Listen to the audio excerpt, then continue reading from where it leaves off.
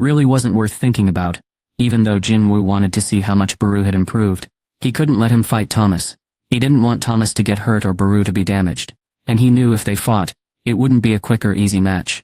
Still, the fact that he even thought about letting it happen showed how much Baru had grown, and it was obvious Baru also wanted to see what he could do with his new skills. Baru, I need your smart advice, my king. You'll get a chance to test your strength soon, so please be patient. I will remember your good advice, and please stop watching so many shows about history. They were making him seem sillier and sillier. He would do what they asked, just say yes, yes, yes, yes. After telling Baru everything he wanted to say, Jinwoo happily went to his meeting with Thomas. Oh, Mr. Sung, you have no idea how long I've waited for this. Thomas excitedly led Jinwoo into his hotel room. Receiving gifts can feel good, but Thomas believed giving gifts was enjoyable too.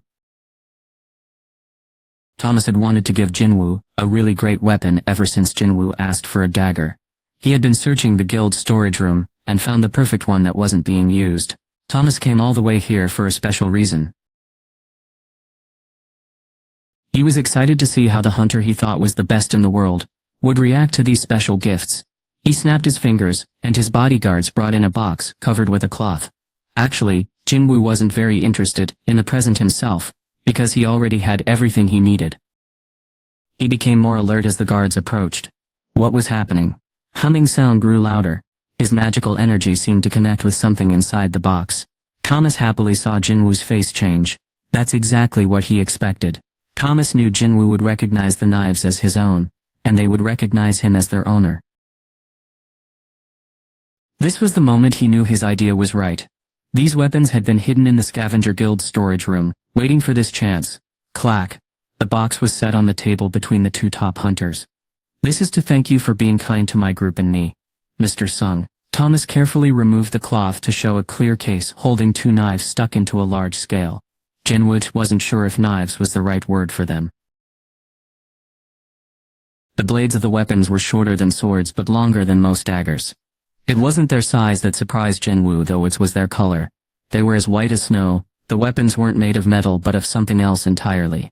They made Jinwoo think of his first dagger, Kasaka's Venom Fang, which he got in a dungeon. Because of that, he figured out these new daggers were made from the tooth of a magical creature. He knew of only one magical creature whose body parts gave off this kind of energy. Kamish. Thomas shook his head and clapped. You're really good at figuring out what these creatures are made of, just by looking at them. Jinwoo was correct. But that made him wonder something else. Aren't remains like these kept at the hunter headquarters? Thomas smiled, remembering when they got Kamish's remains. We gave Kamish's remains to the US government when they asked, because we knew we could use them for things more valuable than money.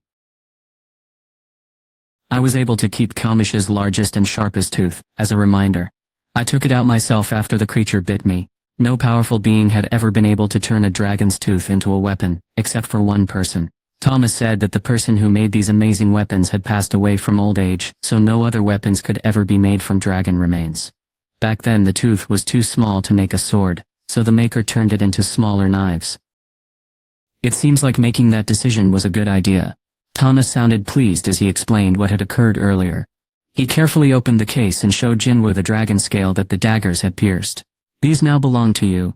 The best weapons were finally with the strongest warrior. Thomas tried not to show his excitement as he watched Jinwoo's face. Jinwoo took out one of the knives. It slid out easily, like it had been waiting for this to happen. A sound went off, and Jinwoo gulped.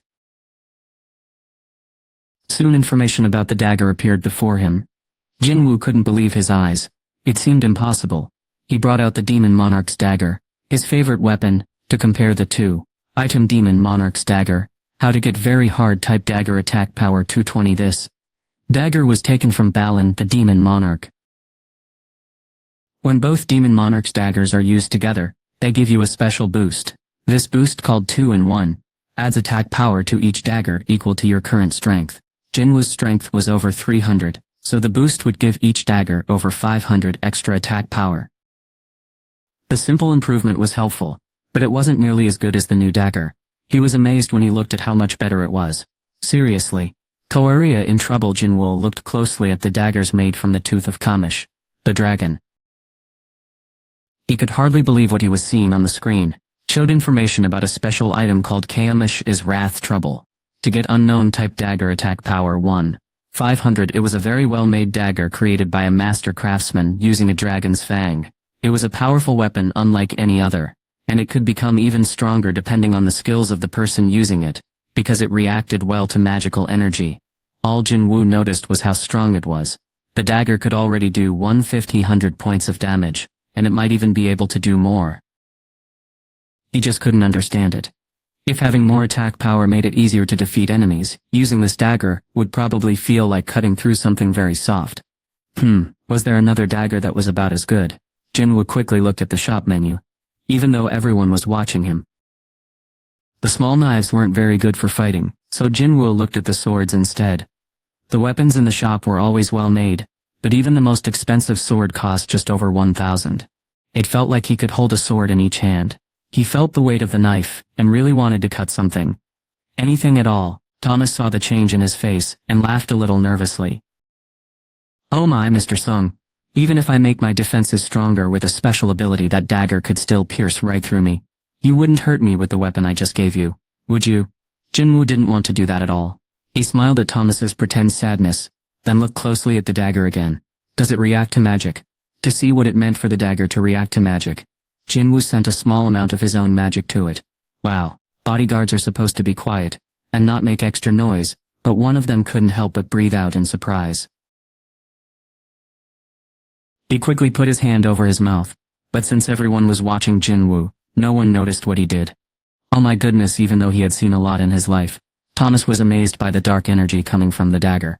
The dagger seemed to react to his magical power. It wasn't just energy coming from the dagger. The heavy weight in his hand vanished quickly, like it wasn't even real. Now he held a dagger that felt as light as a feather. Amazing, this weapon changed its weight to match how the fighter moved. The dagger hummed and vibrated, as if it was happy to be held by its new owner. Jinwoo gripped the handle tightly, and his heart beat quickly. He wasn't sure if he really wanted to fight, or if the dagger was making him feel that way, but he felt a strong urge to test his new weapon. Jinwoo took a deep breath to calm himself and carefully put the dagger back into the scale. It stopped shaking, and Laura and the guards breathed a sigh of relief as the dark energy faded away. Thomas looked at Laura. Did you still think I was wrong to bring this? Laura shook her head, answering his question clearly. He made a very good choice as long as those two knives were aimed at magical creatures and not people. The weapons had found the person who should have them. Even though Laura was a regular person who couldn't feel magic, she understood this immediately. Thomas was happy. He had been correct. Do you like my gifts, Mr. Sung? Sometimes people show strong feelings with actions instead of words. Jinwoo quietly gave him a thumbs up. Huh? Thomas slowly clapped as he laughed. The daggers showed they were becoming friends, and Thomas didn't mind giving them away if it meant Jinwoo would like him. Jinwoo didn't think it was a fair trade. Are you sure I can have these for free? Free? Thomas's smile disappeared. It's not much to give for my life and the lives of my friends. He meant, don't question it, just take them. Laura had already explained what Thomas really meant, so Jinwoo laughed. Then I happily accept. Good, Thomas said. The friendly moment stopped suddenly when both Jinwoo and Thomas became very still. Laura and the bodyguards were starting to worry about the way everyone looked exactly alike. Then Thomas spoke. Mr. Sung, a moment ago. Jinwoo nodded quickly. Both of them felt a shiver, because of something they saw in the sky. Jinwoo and Thomas jumped up from their seats and ran to the window. Jinwoo sighed, and Thomas's eyes got very wide as they looked at a huge gate that appeared in front of the earth. I can't believe it, Thomas said. I had never seen such a big gate in my life. Thomas was one of the first hunters to wake up, but in all his years he had never seen a gate this large. Even the gate from KakaoPage hadn't been quite so big. However, Jinwoo had actually seen a similar gate before. He remembered it from the information the angel statue had shown him. It was the gate the winged soldiers had come running out of. This one looked exactly like the one now above Seoul. Jinwoo felt a chill remembering how the sky filled with soldiers. Was this why scientists noticed so much dark matter building up around Seoul? Jinwoo couldn't find the words to explain it, and the Americans in the room felt the same way. A quiet feeling settled over the area. The enormous gate trembled slightly, as if it might engulf everything around it. People who knew the new gate wasn't likely to cause trouble gathered underneath, taking pictures with their phones. The gate darkened the sky, and it was the first one to ever appear floating in the air. It was also the biggest gate anyone had ever seen. People wondered what might come through the gate, even though it was a bit scary. News reporters from other countries were filming the large crowd of people who were all curious. One reporter said, "I am reporting live from under the gate in Seoul, South Korea." Another reporter explained, "This gate is the biggest one we have ever seen since magical creatures started appearing. You can see many people have come to see what will happen." The serious looks on their faces told everyone everything. This is Nick Falwell from BBN News. They shared the news in their own languages, all looking very concerned. Japan, which had been watching closely, started a special news show just about the strange gate that appeared in the sky above Seoul. An expert named Dr. Norman Belzer was invited to speak. He had been watching something unusual happen in the sky for a while. After the show's host finished introducing him, Dr. Belzer spoke into the microphone. "I have been telling people for some time that a large amount of energy is building up in the sky. A very large gate appeared over the city of Seoul, and it was just the first one. I think we will see more of these scary gates appear in different countries." The person speaking on television looked frightened. "Wait, are you saying you've noticed signs? This is happening in other places?" "Yes, that's exactly what I want to make clear." Dr. Belzer then explained the same things he had told the hunters at a big meeting. He knew his research could be dangerous for people, so he felt it was important to warn everyone. Seoul was just the first place. There were 8 other areas where a strange substance was gathering. The people watching the show were shocked and worried when Dr. Belzer showed pictures and named all 9 places. Some people were relieved Japan wasn't one of the places affected, but others were worried about the trouble happening around the world. The show's host asked Dr. Belzer, who knew a lot about magical places and creatures, "You've studied these things for a long time, haven't you?" "Yes, that's right. What do you think is the best way to deal with this problem, doctor?" Everyone watching in the studio and at home waited to hear his answer. He didn't have an answer for them. "We can only hope and wish," Dr. Belzer said, looking at everyone in the room. "Let's hope this strange situation doesn't end badly." The room felt sad, but then he added, "There is some good news though." The show's host smiled at the doctor's words just before the show ended. Maybe they could end the show with some good news. "What is it, Dr. Belzer?" "Luckily the gate is over Korea." Did the doctor dislike Korea? His surprising comment shocked everyone watching. The show's producer was very worried that Dr. Belzer's words could cause problems between countries. Thankfully Dr. Belzer explained himself quickly. Korea has a hunter who has stopped many dangerous events around the world. That hunter's name was also famous in Japan. Yes, I'm talking about Hunter Jin Woo-sung, who dealt with the insect monsters on Jeju Island, and defeated the giants in Japan. It was strange that the strongest hunter in the world lived where the dark matter was strongest, and Dr. Belzer didn't think that was an accident. If Hunter Sung can't stop the gate, no one can. From what others around the world thought, it was good this strange opening appeared in Korea. Should people be happy about that, or feel bad for Korea? Dr. Belzer repeated his idea. Because his listeners looked puzzled. People in Korea might think I am being harsh with how I'm handling this problem, but the rest of the world doesn't need to feel sad about what's happening in Korea. Was the television show producer right to be worried? Dr. Belzer seemed to be teasing the stressed producer when he said, "If we ever need to be sad for Korea, there won't be anyone left to feel that sadness." The biggest gate that anyone had ever seen before was the one in the United States, but this new gate was much bigger, easily 10 times the size. It was clear how powerful this thing was, but they still followed the rules and sent a helicopter to check it out. Everyone sent on this mission was specially trained because regular people couldn't handle that much magical energy. The helicopter shook as the pilot, the co-pilot, and 2 crew members flew toward the strange opening. They all felt like they were being pulled into a dark, empty space. One of the crew members looked at the huge black circle and asked his coworker, "Have you ever seen anything like this before?" It was already dark, so they had to use the helicopter's lights. But even in the darkness they could see how enormous the opening was. The more experienced crew member shook his head. He hadn't. "No, and I think no one has ever seen a gate this big before." Everyone was worried because this gate was huge, and in a strange place. If they knew even Thomas Andre was surprised, they wouldn't have talked about it so much. While the workers tried to stay calm as they looked at the gate, the helicopter started to slow down as it got closer. The co-pilot said, "It's too risky to fly any nearer." The workers agreed and got ready to figure out how important the gate was. Usually they would go right to the front of the gate, but that wasn't needed this time. As soon as they turned on the manometer, it overloaded and stopped working. Their instruments couldn't handle the amount of magic coming from the gate. Just as they thought, sir. When the senior worker nodded, the junior worker started a connection to the Hunters Association to report what they found. Just then, the senior worker saw something far away and shouted, "Look out!" His co-worker jumped and looked around. What was that? I think I saw a magical creature just outside. What? A magical creature? So soon?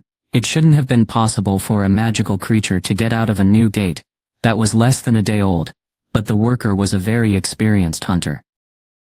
He could see much better than anyone else in the helicopter, and he pointed to something he had noticed before. Just then, Jinchul's voice came through the employee's headphones. What? What are you saying? Sangwon. Yo, what's happening? Mr. Wu. It's a magical creature. A very large magical creature has been seen near the helicopter. What? But it doesn't seem like a normal magical creature. You can't fight a magical creature while in the air. I didn't send you to investigate that. Land now. No. That's not right. President Wu. Someone is riding the magic beast. What do you mean? How could a person ride a magic? Jinchul stopped as he remembered someone who had done just that. Sangwon, can you see who is riding that magic beast? Just a moment. Oh yes, I can almost see his face. Is that Hunter Jinwoo Sung? What? Sangwon looked closely through the window, and squinted. Then he said, Sir, how did you know that? Kree. Jinwoo rode Kaisel, the winged dragon, up toward the gate. Kaisel flew right under the strange opening, and Jinwoo thought it looked like a very deep dark lake instead of a doorway. It was huge, and most hunters would feel overwhelmed by all the powerful magic coming from it. But Jinwoo didn't seem bothered at all. Realizing it was too risky to stay, the Hunter Association's helicopter quickly flew away at a lower height. Jinwoo watched the helicopter leave, then he walked closer to the opening. He was now very close to the opening, close enough to reach out and touch it. The dark covering was still whole, so he didn't know what was on the other side. If he touched it, would he break through, or would it pull him in like the red gate did before? He thought maybe he could handle it before the dungeon opened. Jinwoo carefully put his hand on the gate's surface. What was that? He had never felt anything like this before as a hunter. The black surface felt solid like a wall, and stopped his hand from going through. If it were a normal wall, he could break it, but he pushed with all his strength, but it wouldn't move at all. Knock, knock. Jinwoo frowned, and knocked on the surface again. Something was different. He hadn't heard of a gate that someone with powers couldn't enter. This gate seemed different from all the others, so maybe the creatures inside would be different too. Whatever they were, Jinwoo had people he cared about and wanted to keep safe. He wouldn't let anything from inside the gate get near his family and friends. He was stronger and had brave soldiers fighting with him. Roblot, his army shouted loudly. Jinwoo felt nervous and excited at the same time.